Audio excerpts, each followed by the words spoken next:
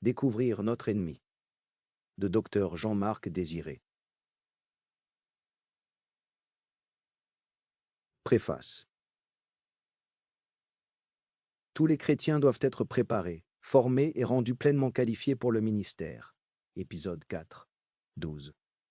Le mot grec pour équiper, kathartismos, est un mot qui signifie fixer un os pendant la chirurgie.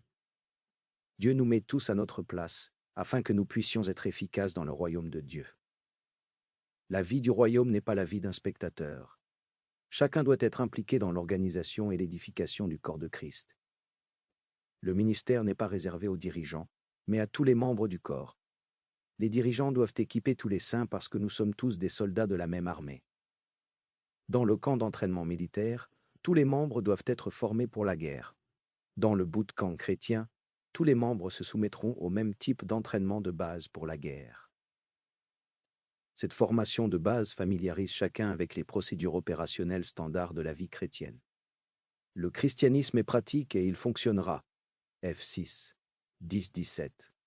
Dieu a fourni une armure qui protégera chaque domaine de notre vie, ainsi que les armes offensives qui vaincront l'ennemi à chaque fois. Le diable se concentre sur l'Église. Il travaille sur le front spirituel et trop de chrétiens endormis semblent totalement ignorer cela. Le diable travaille dans une zone où l'on soupçonne le moins de le retrouver. Par la puissance du Saint-Esprit, revêtons l'armure que Dieu a fournie, nous devons la garder à tout moment. F6, 10-11. L'armure est 1. Utilisée pour nous couvrir. 2. Utilisée pour nous protéger. 3. Utilisée pour nous défendre. Cette armure dont Paul parle a son origine en Dieu. Il est vital pour nous de rester en communion ininterrompue avec Dieu, afin que nous puissions profiter continuellement des avantages de cette armure spirituelle. En rompant la communion avec le Seigneur, nous nous éloignons de notre source d'énergie très importante. Tout comme nous tirons notre vie de Dieu, notre nature de Dieu et notre puissance spirituelle de Dieu, cette armure spirituelle vient également de Dieu. L'ennemi avec qui le chrétien combat n'est pas chair et sang.